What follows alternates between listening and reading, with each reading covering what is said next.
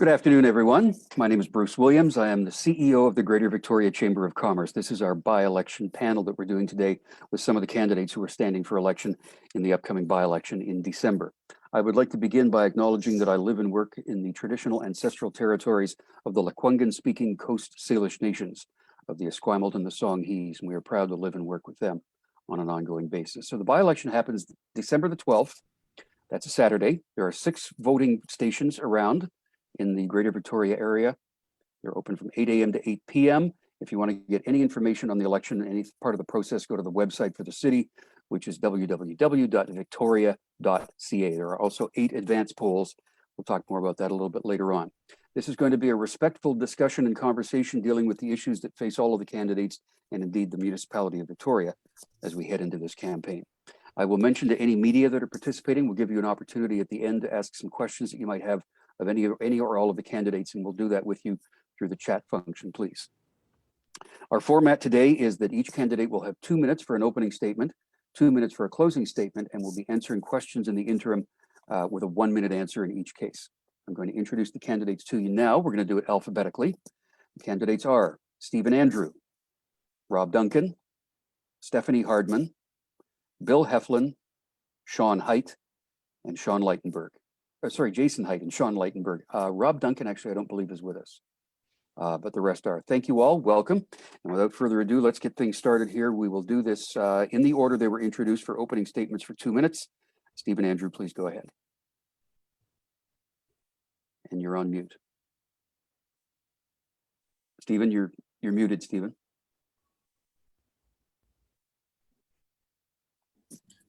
There we go. Can you hear me now?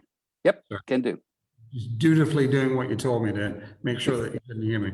I think most people know my history. I'm a long-time award-winning journalist in town. I ran a national charitable organization. I'm also involved with Run Sport. We put on the Times Colonist 10K for many years.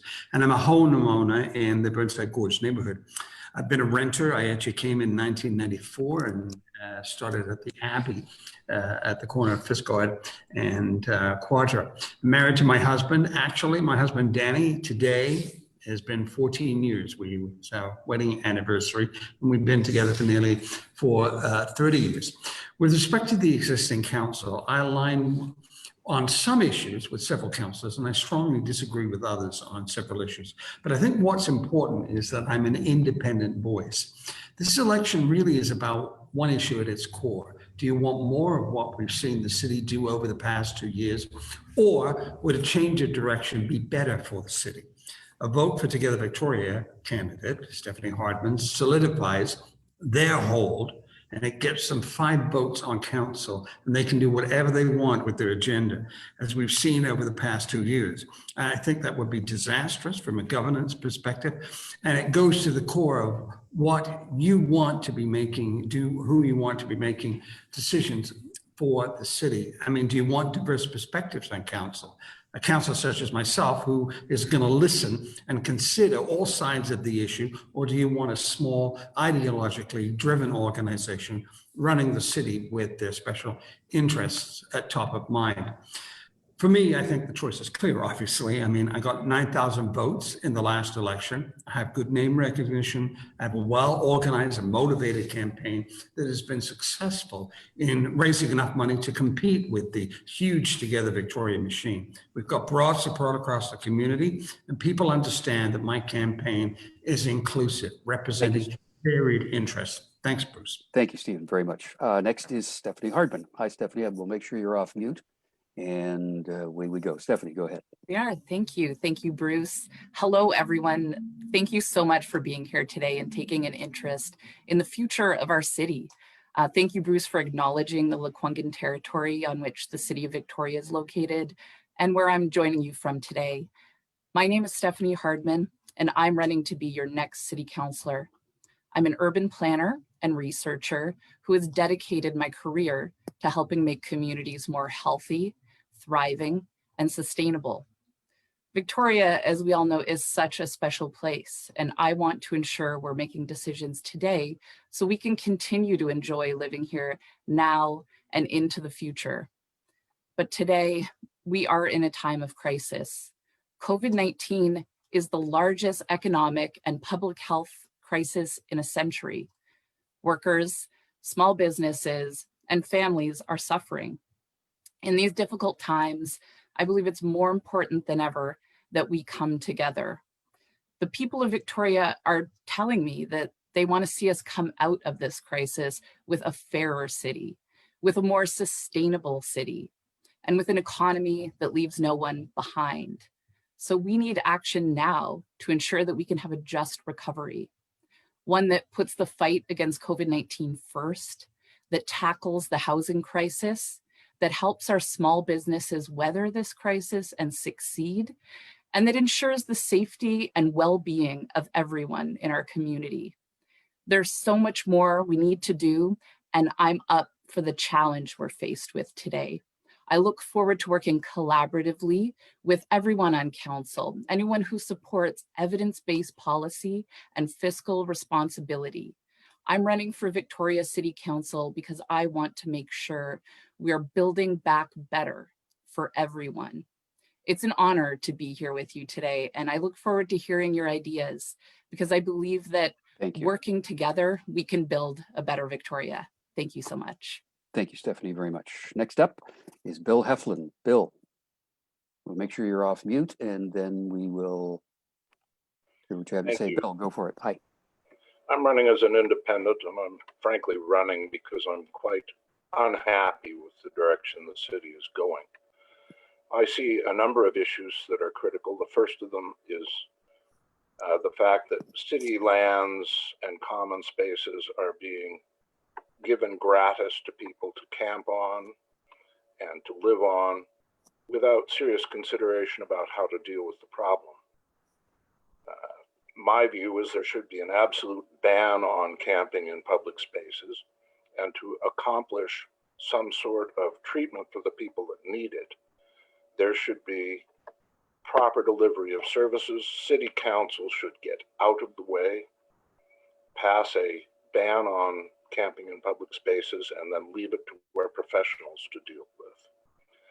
The second issue from my perspective is that we have high density areas developing in town, and we have some infrastructure successes, but we also have not planned sufficiently, I don't believe, for water, for proper transportation, to allow this high density to function well in our community. I'm not against it.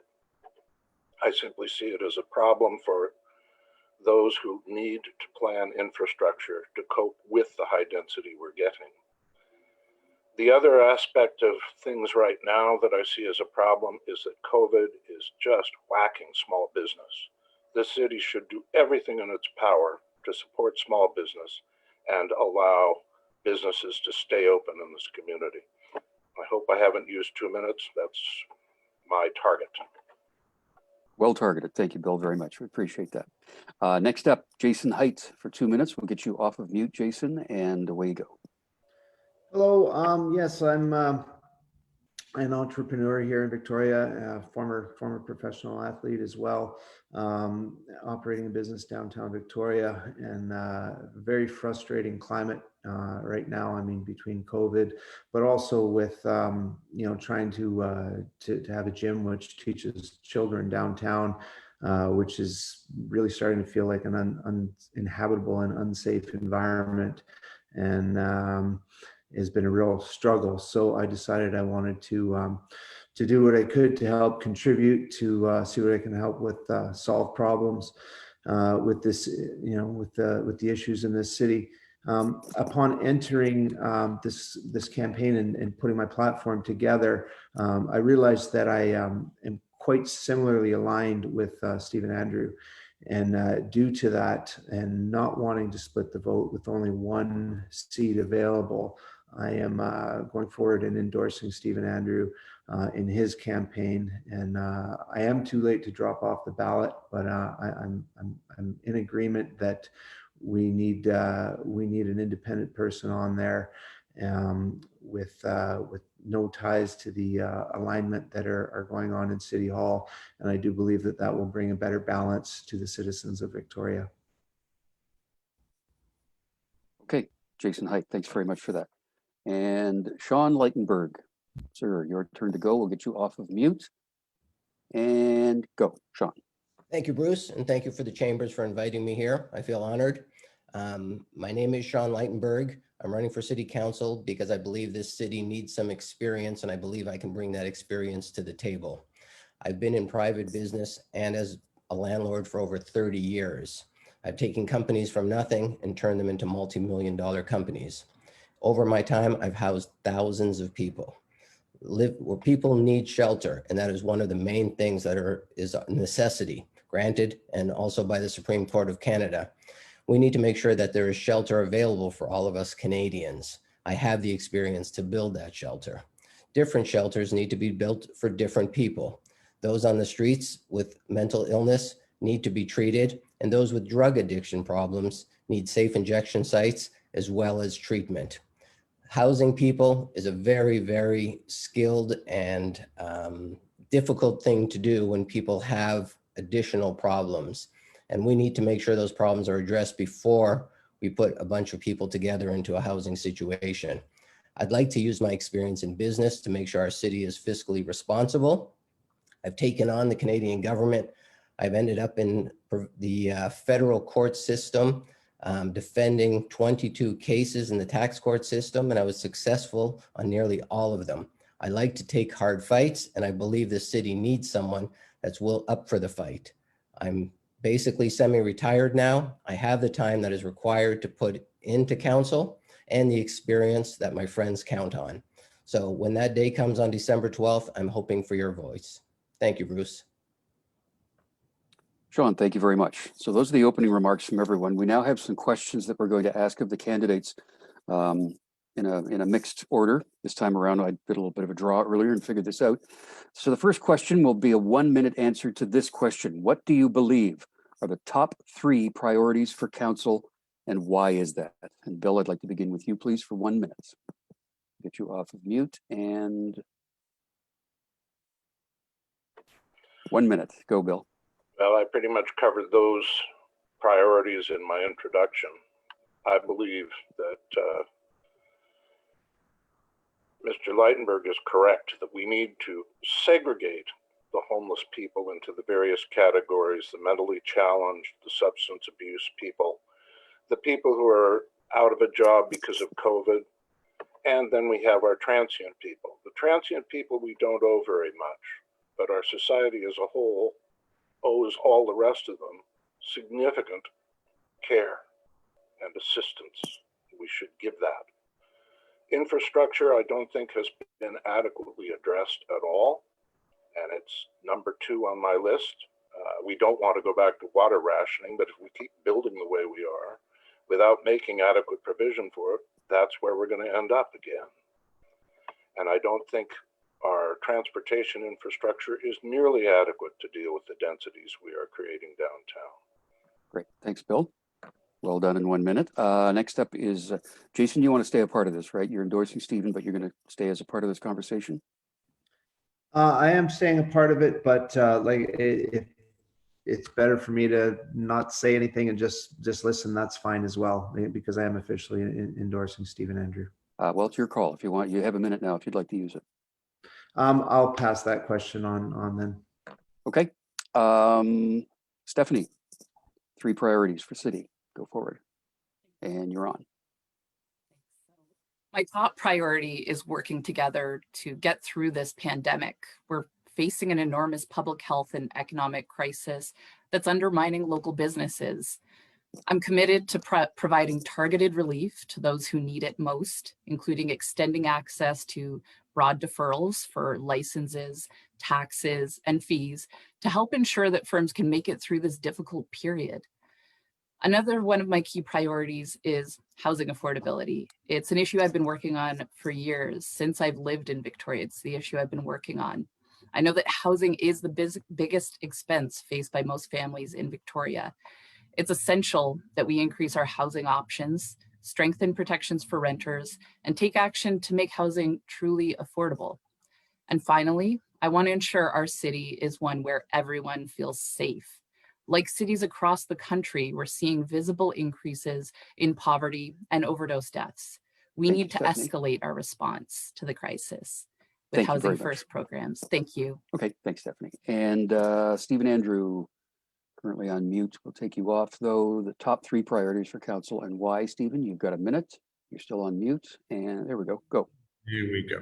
My 3 areas of priority are public safety, smart planning and development, and fiscal responsibility. It's important to understand that these issues are interconnected and include several different issues with them.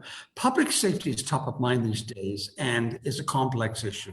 Public safety includes providing adequate funding to police services, investing in social and mental health issues, holding senior governments to account for funding and service delivery obligations that exist within their jurisdiction. A safe community is an inclusive and supportive community. I certainly agree on that. Fiscal responsibility includes developing a workable budget that sees the city stay within its means and avoid funding pet projects or fanciful boondoggles. It also means being responsible to the taxpayer and understanding that the capacity for tax and fee increases is not infinite. And I think that is a real key issue here.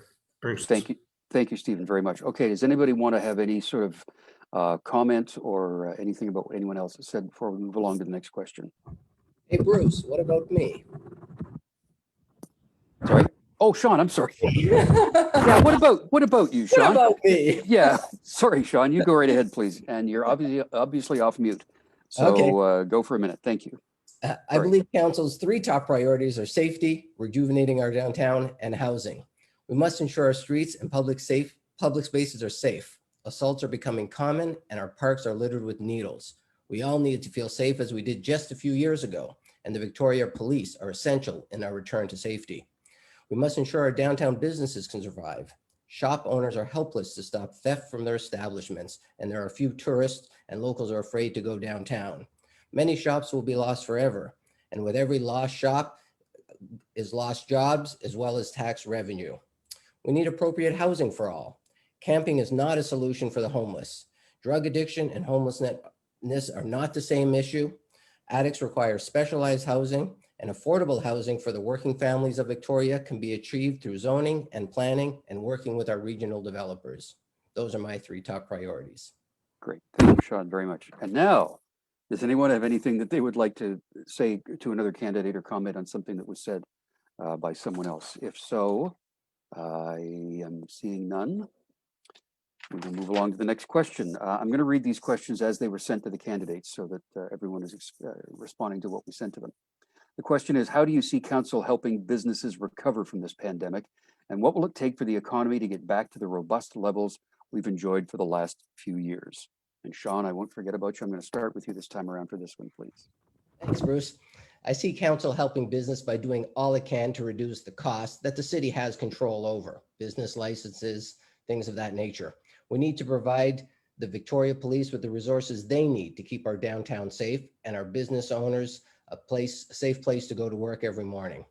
Our business owners have the experience.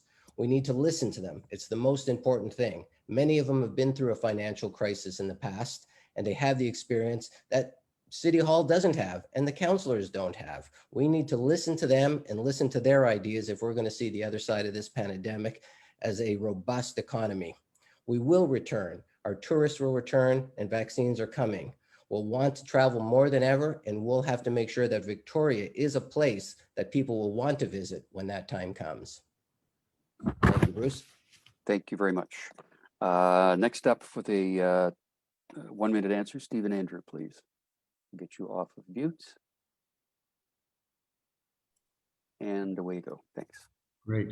I think there's several key issues, Bruce, where council can help local business weather the pandemic storm that we're in and be well positioned for the recovery that's going to follow. I mean, first is ensuring that Victoria offers a safe, clean and welcoming environment in all parts of the city. If no one wants to visit local businesses because they feel unsafe, because there's excessive public disorder, because it's unappealing and it's difficult, then there's little that can be done, I think, to help them. So we've got to start start there. Next, I think we've got to incentivize our local community to support local businesses by making it convenient through parking or transportation options, providing secure bike parking options, for instance, throughout downtown, or promoting local businesses by supporting events, campaigns that are going to bring out the experience that Victoria has to offer.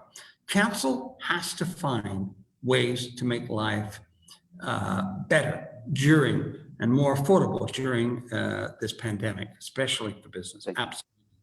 Thank you, Stephen Andrew, very much. Stefanie Hardman. A fundamental thing we can do for economic recovery is to manage the virus. Before COVID-19, Victoria had the strongest economy and labor market in the country.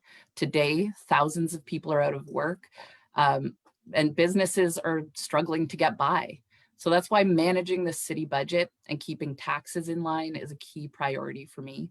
We need businesses to thrive. And with the pressure caused by the pandemic, businesses can't afford to pick up any more costs. I believe it's important to grant access to broad deferrals for taxes, licenses, and fees to help ensure that firms can make it through this difficult period. Our businesses have been adaptive, looking to creative solutions. Council has allowed for some temporary measures during COVID, like the extended patios, for instances, which have helped businesses keep their doors open while adding to the vibrancy of our city. I want to keep thinking creatively, working with business to determine what other steps we can take immediately and in the long term. Thank you very much. Bill Heflin. There we go. You're off mute. Thanks. Go. I think that the city should do some very specific things to help small business. First of all, for every business frontage, there should be one or perhaps two parking spaces that are designated free parking while shopping at so-and-so, for example.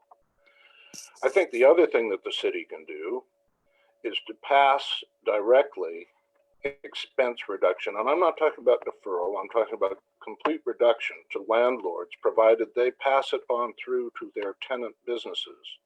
For example, ending the groundwater drainage fees that landlords have to pay. Certainly ending some of the business taxes and fees, but end them for the period of the COVID. They can be reinstated when things are humming again, but the city is going to have to forego some revenue to assist small business. That's all I have. Okay, thanks, Bill. Jason, do you want to weigh in on any of this, or you're just going to listen along, or what? Yes, I do have a comment on that. Okay. I think that Victoria needs to return to what it was. I realize COVID is a very challenging time, but in order to support the businesses downtown, we need a safe and clean environment that encourages people to come downtown and support local businesses. Okay, thank you. Anyone want to make any comment on something that anyone else said, or make a remark on that? Stephen, got a minute? Still on mute? Yep. I have concerns with Ms. Hardman's position on deferrals. You know, I think the situation is, and let's just look at it as a household. If you're in a situation where you lose your job or you lose a tremendous loss of income or a downturn, you do not go out, Ms. Hardman, and turn around and start to hire gardeners and cleaners and do an extension on your house. And that's what the Together Victoria group and what you support is doing. You have been hiring additional staff. You have been adding to the budget, unnecessary spending, and we've got to keep it under control. So a deferral is only just racking up our credit card. What we need to do is to take some really strong action and make sure that we are reducing taxes, not just deferring them. Stefanie, anything you'd like to rebut on that, or anything you'd like to say? I mean, recognizing it is a difficult period, fiscal responsibility has been a key priority for me. continually, and even more so, I want to ensure that the city is managing the shared public resources that we have well. The deferrals I speak of are ways to help assist businesses, because now is not the time that we can look to businesses to provide that revenue base for the city in the way that they may have previously. We need to provide that flexibility, that allowance, recognizing that it's a difficult time and that we will build back and we'll get to where we were before. But fiscal responsibility at City Hall is a priority for me. Okay, thank you. Sean, Bill, Jason, anything else? Seeing none, okay. Again, these are questions that were sent to the candidates in advance. I will read the third one now. And after this, we'll move along to some other things that are based on points that some of the candidates have brought up. How will your experience working with businesses help you ensure council makes an efficient use of its time and is frugal with taxpayers' money? Sean, let's start with you. Thanks, Bruce. Muted, yeah. I've been in private business most of my life. I've experienced in multiple sectors and love the challenge of running a business. In each case, whether it was building homes, operating furniture stores, running a restaurant, or helping locals battle the CRA, there is no time to waste. Our council needs to deal with municipal issues and make sure they concentrate on local matters. In business, you learn quickly that the well can run dry, and we need to make sure that we can weather these difficult times. We're in real challenging times for our businesses, and City Hall has to make tough choices as to how to spend our resources. There is no room to make mistakes and spend money that gives no return. In business, I needed to make tough choices with company resources. I needed to make sure I could answer to partners, lenders, and shareholders. And as a councillor, I will bring that experience to the table, knowing I have to answer to you, the people of Victoria. Thank you. Thank you, Sean. Bill, get you off of mute and away we go. 1 minute.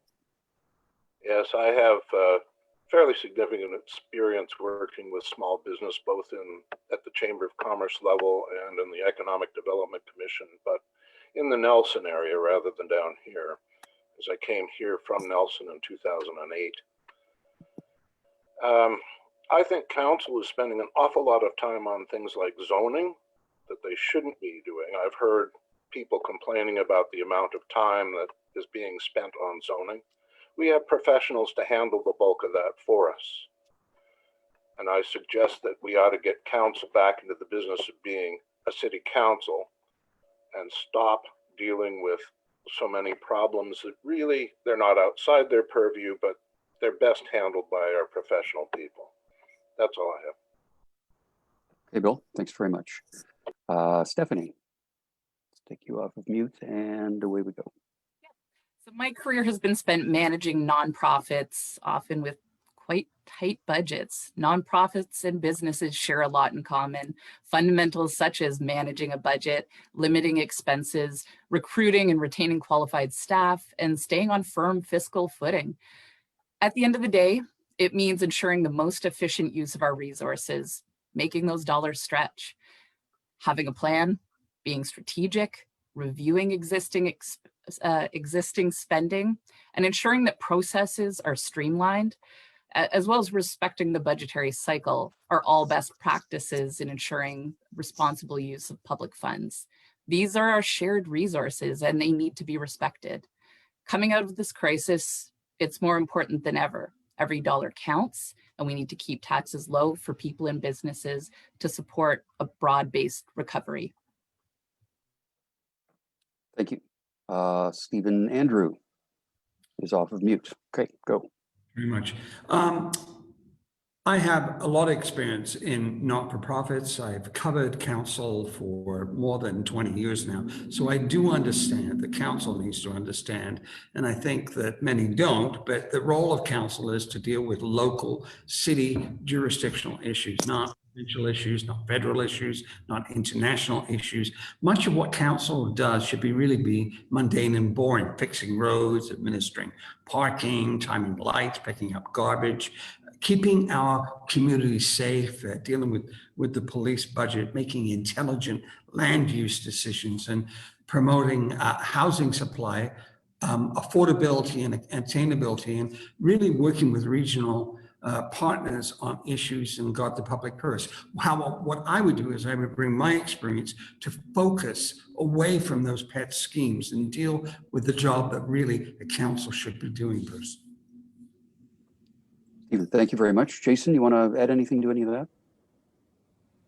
I'll pass on that. Okay. Yeah. All right. Anybody have any remarks or questions for any of the other candidates based on what was just said? Okay. I want to frame this out a little bit more now. We've been talking about the budgets, the money, things like that. What are going to be the priorities as far as infrastructure goes and balancing the budget and, for that matter, offering of services? It's not going to be quite the same going forward, but I'm wondering what sort of vision you might have for what that sort of thing will look like in the next administration coming up, and when you get involved in that system if you're elected. And Stephen, I will begin with you, please, for 1 minute.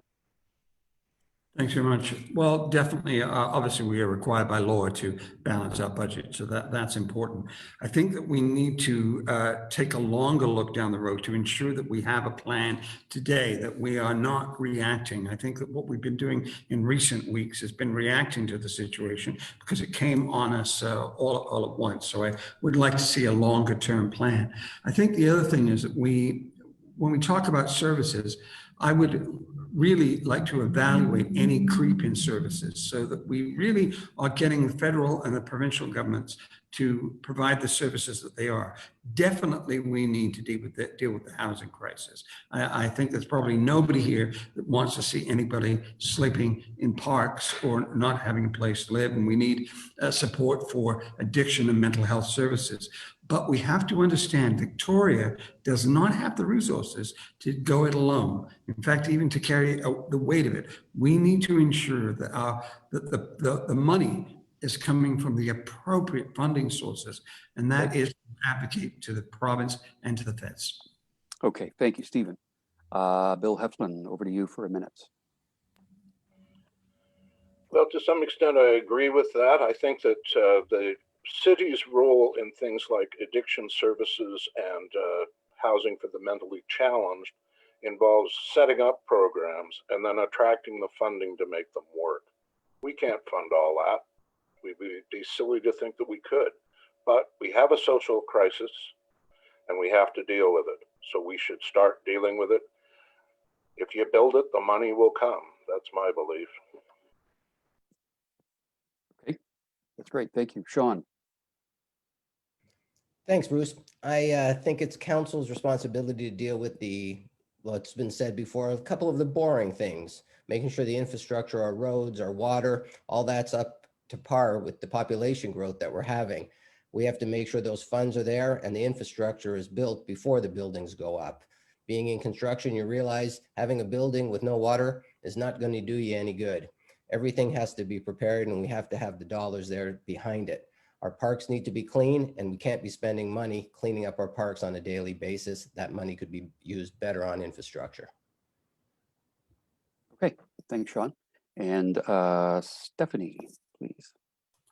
Thank you. So as an urban planner, this is an area I'm very interested and concerned with. I'm very interested in how our municipal infrastructure helps serve our communities. And when we think about infrastructure, there's also right now, the social infrastructure, and we're seeing the ways that decisions in terms of land use, planning, development, infrastructure helps us not just build physical elements, but really build the city that we're living in and enjoying. And so I think some points have been mentioned that I agree with around having that longer term strategic vision about how we're building our city. We're seeing growth, and we will see continued growth in the city of Victoria. So wanting to ensure that we're very intentional, deliberate, looking to best practices and policy as we grow this city into one we continue to enjoy and love living in. Okay, thanks, Stefanie. Any comments or remarks from anyone about what's being said in answering that question? Jason, yeah. Yes, the question that I have would be for Stefanie Hardman. Being that you're part of an alliance, when you talk about those types of policies, how does that work if you're not in agreement with those policies? So Together Victoria is a civic electors organization. Currently at the table, we have 2 councillors who are Together Victoria councillors. They often vote differently. Each of us, myself, Sarah Potts, Shamarka DeBow, have our own areas of expertise, have our own experiences that we bring to the table.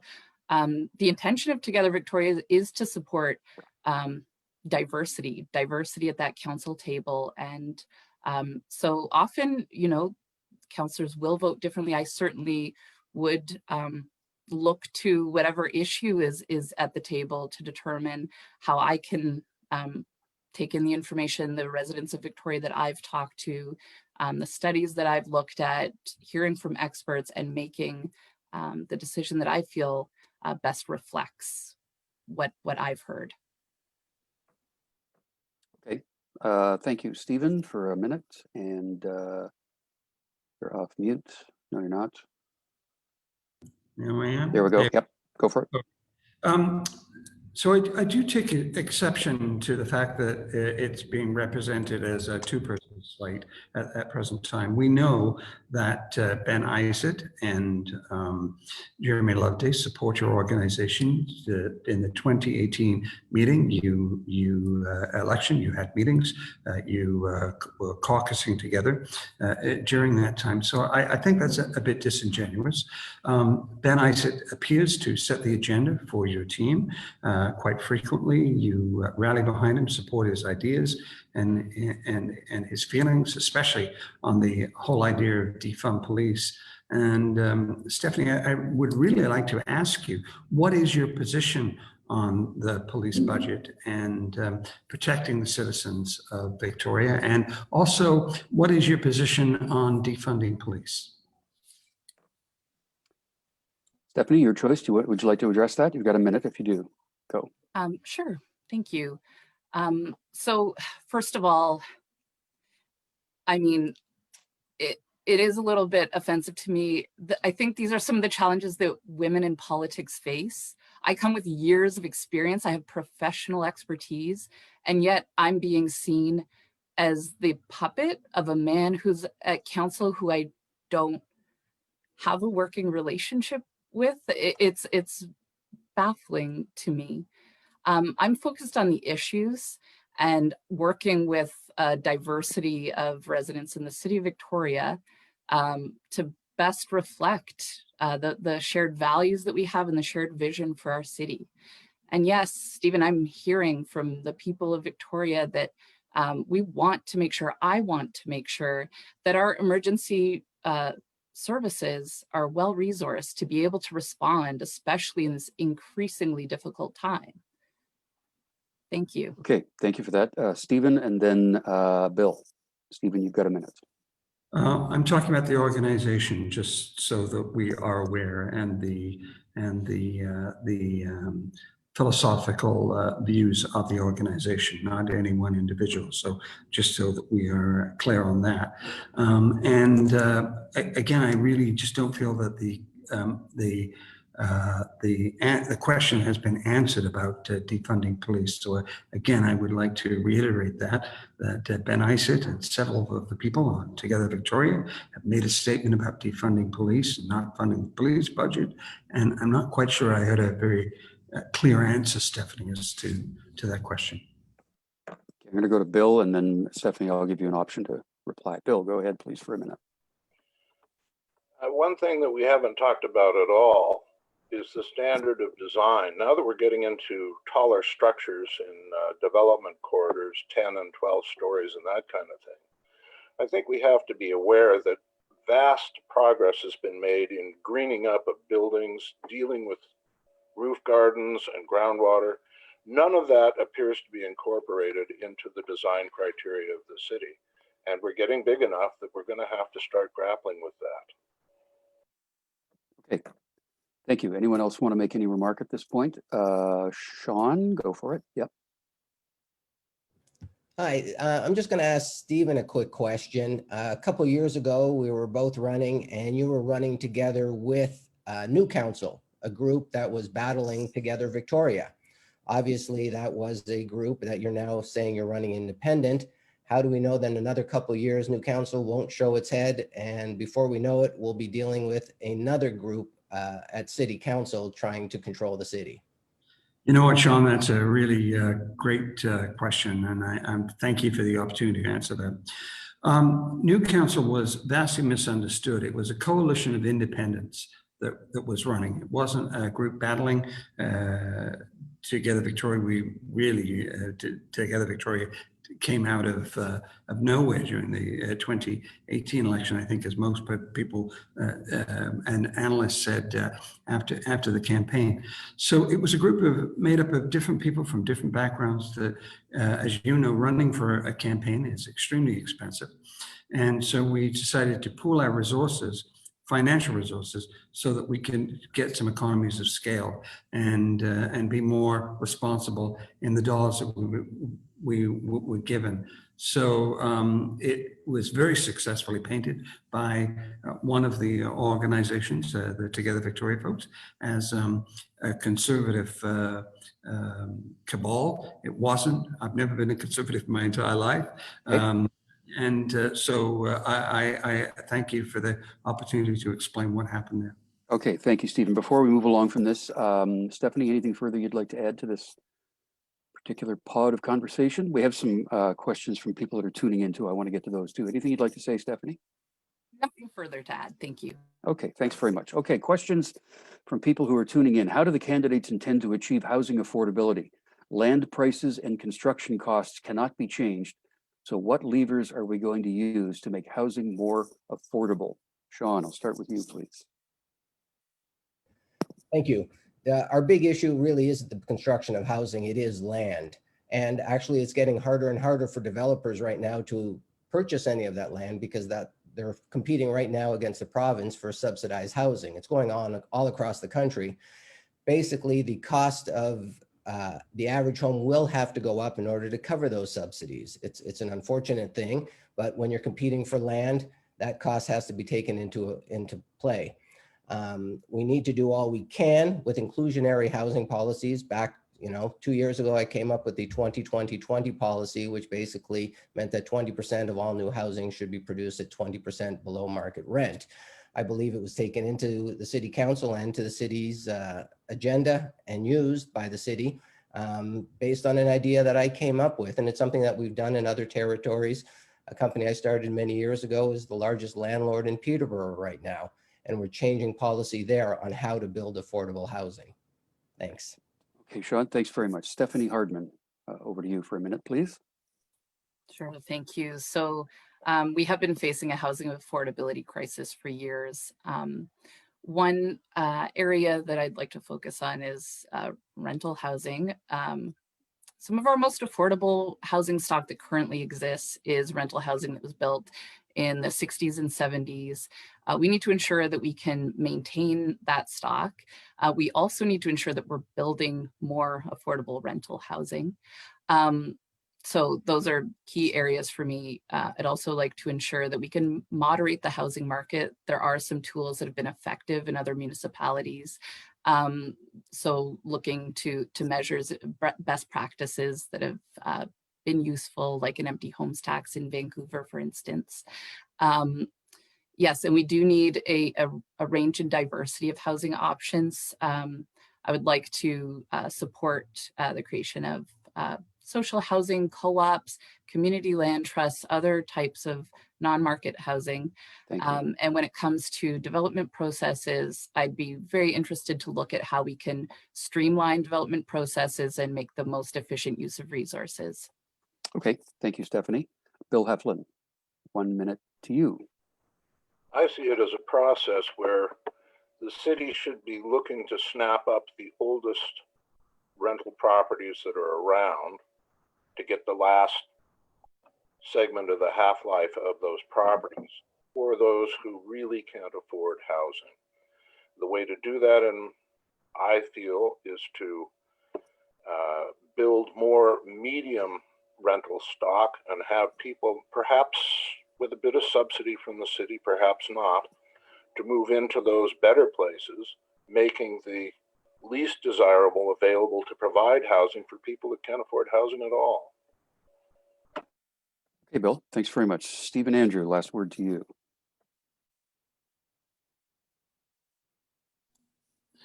So I think definitely everyone agrees that we have a housing crisis. One of the ways that we are going to get out of this is to build our way out of it. The only way that we can increase housing stock is to build it. It's going to have to be a mixed bag of housing stock. And we need to really look at the rental market. There's some easing that's coming in that if we look down the road, but it's nowhere near where we would like to see it. I'd like to see more co-ops introduced. We had tremendous success with those in the 80s across the country. That would be there.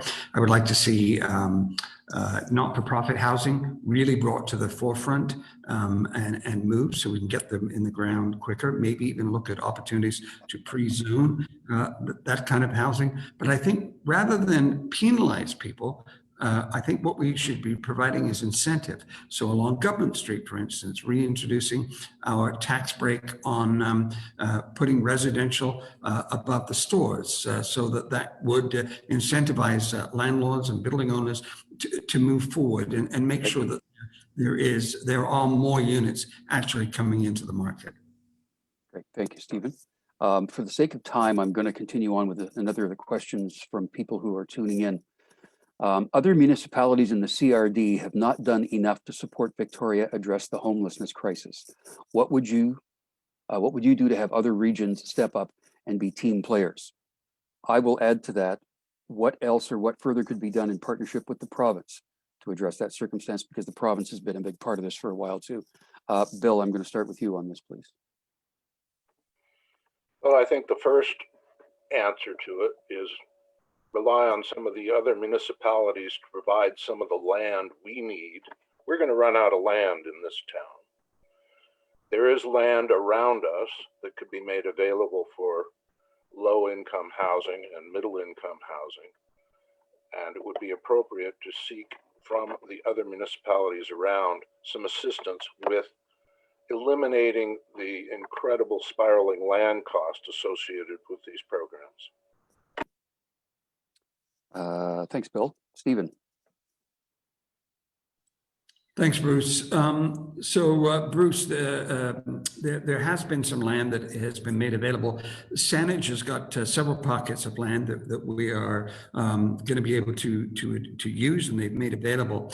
But I think that really what we need to do is deal with the relationship and make sure that we improve the relationship with the province, because the province are the ones that are responsible for housing. And right now, it's my understanding that the relationship between the province and the city is not that great. So we need to get that back online. But I think if we are focusing purely on what we are meant to be doing and trying to find those opportunities for the province and facilitating, that's going to be the key to get other municipalities in line. I think the first thing we need to do is to start working with them. I mean, we went to a 24/7 situation alone. We did not talk to our partners, and we need to ensure that we have a scattered, distributed model of this housing. It can't all be in one area. So I think we need to start working together as a community to ensure that that happens. Thank you, Stephen. Sean Latenberg, please. Thanks, Bruce. I believe we have to work with the province. I believe our relationship at the city council table isn't great right now with the province. We need more of a relationship, almost like Stu Young has out in Langford, get business done, get it taken care of.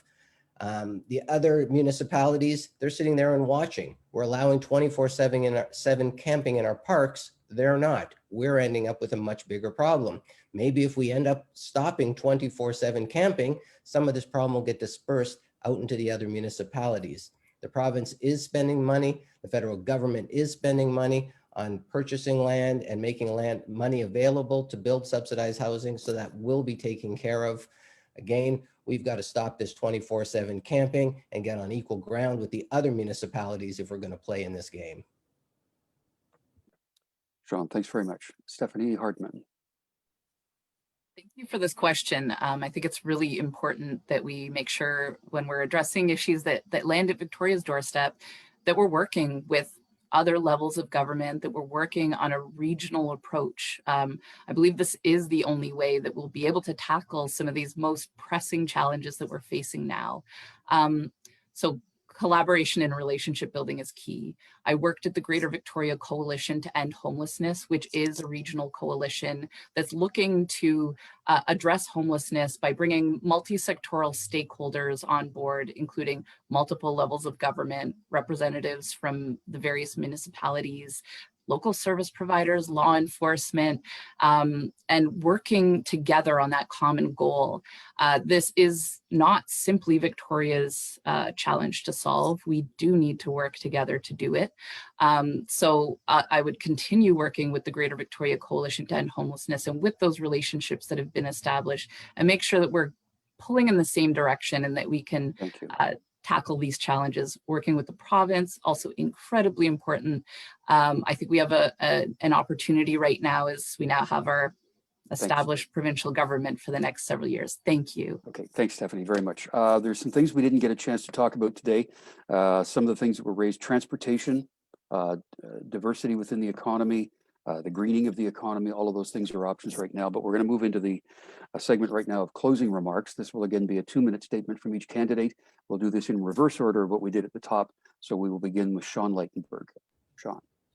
Thanks, Bruce. Basically, a lot that defines me is where I come from. My father was a concentration camp survivor. He came to Canada with $14 sewn into the inside of his pants because he didn't know the rules in Canada. He was a refugee. He didn't know if he could even bring money in. He was an incredible man, and I learned from him. He taught me that it is just as easy to earn a living doing good as doing not so good. I followed his advice all my life. I love this city, and I have a lot invested in it. I own multiple rentals, both commercial and residential, and of course, a home in this city. I have a lot of skin in the game, and it is essential to me that Victoria rebuilds correctly from this pandemic and our local businesses survive. I am semi-retired. I have a lot of time and experience that is needed at this city council table. As for who I align with at the current council table, I have to say Jeff Young. Not because of any one specific issue, it's just his sensible decision-making. No agendas other than municipal governance. I am old school and want to be a councillor that listens to the public and makes sensible decisions based on what's best for Victoria. I was married in Victoria when the city was known for the land of the newlyweds and the almost dead. I haven't heard that in 10 years, and there's a reason. The newlyweds can't afford the housing, and the almost dead are afraid to go outside. I do miss those good old days, though. You should trust me with your vote because I'm transparent in my agenda. I want to use my experience to help Victoria recover from these difficult times. Within the year of starting Canada's rental rebate, I had over 1,000 local British Columbians trusting me with their private tax information. I took on the CRA when the lawyers and accountants wouldn't, and I'm not a lawyer and accountant, and I managed to bring $5 million back for our locals. I work just as hard with as much integrity as I always have to make Victoria a better place. And I'm asking those that would like to stop 24/7 camping and would like to see Beacon Hill Park cleared of campers to vote for me. I'm clear on that. We must stop 24/7 camping, and I appreciate this opportunity. Thank you so much, Bruce. Thank you, Sean, very much. Jason, do you want to comment here on the closing, or do you want to just move along? Yes, I do. There is one thing I did want to say about the last question you had. It is common practice for the other municipalities to drop their homeless off at homeless shelters in Victoria. I do think that needs to be addressed. Nobody has addressed it. You can hang out at a homeless shelter and you can watch the municipalities drop their homeless population off there. Hasn't been addressed. I do want to bring that to the light. I think it's a problem that we need to talk to our other municipalities about.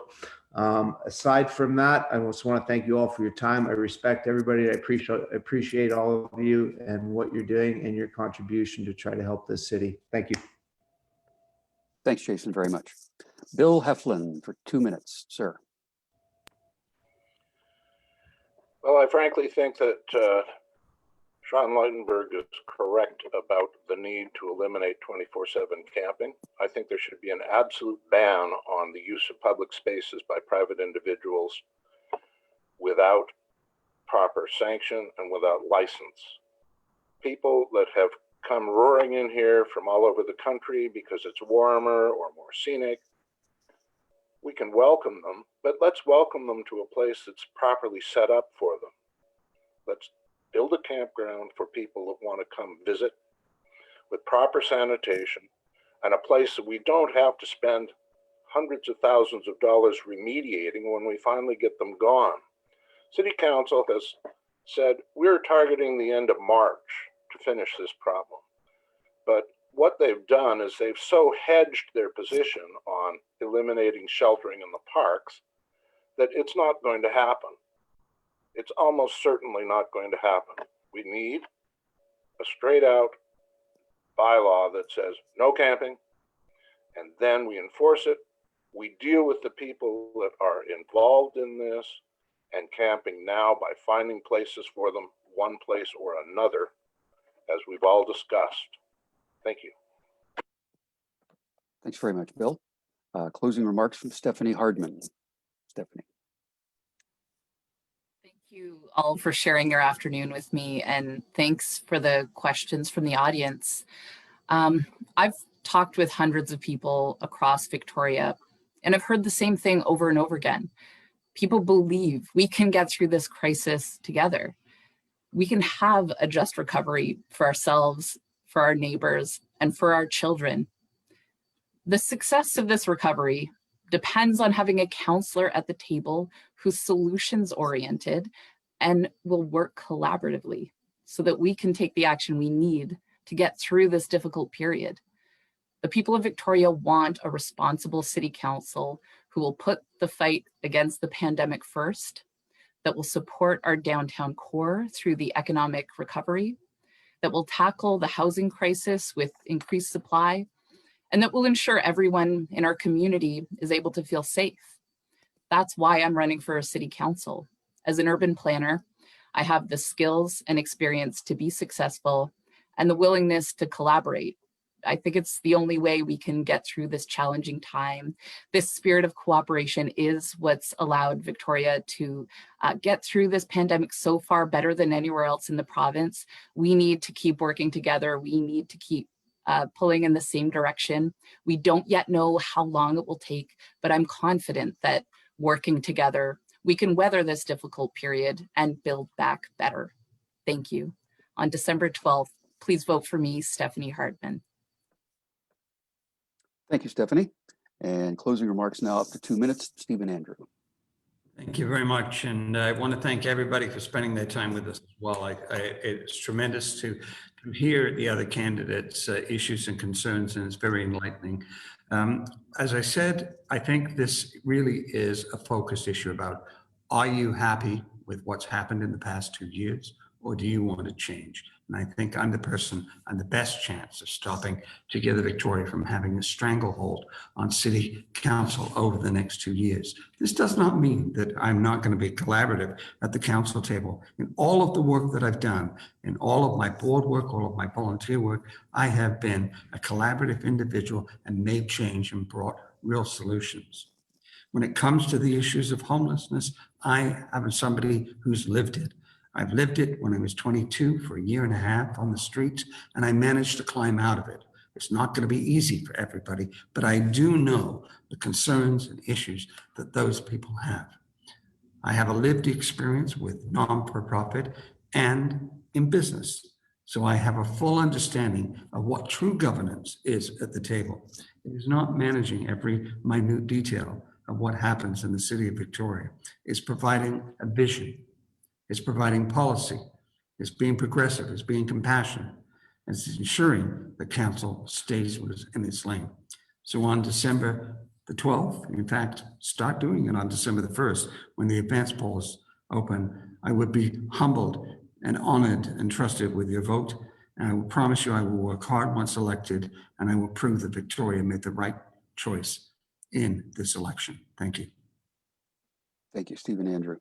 Thank you to all of you, first of all, for your time with us today, and also for your candidacy. This is not for the faint of heart, both on the campaign trail and once elected. So you're doing a great deal of service to your community by stepping up for this. So thank you to all of you and to the other candidates who have put their names forward as a candidate in this upcoming election. Once again, it's December the 12th. It's a Saturday. There are 6 voting locations around the city. You can find those from the city's website, victoria.ca. 8 advance polls as well. They're at Crystal Garden. And they're starting on December 1st and go through until the 9th. You can also vote by mail. You can do that by sourcing the information on the city's website. The Chamber is proud to be working with the City of Victoria as a Chamber member in addressing all of the issues and problems that have been raised here today. We will continue that partnership proudly with the city and with whoever is elected. So thank you all very much. To the Chamber members that tuned in, thank you very much. If you're not a Chamber member, give it some thought. And thank you all for what you've done and what you continue to do. Enjoy the rest of your day and stay safe. Thank you.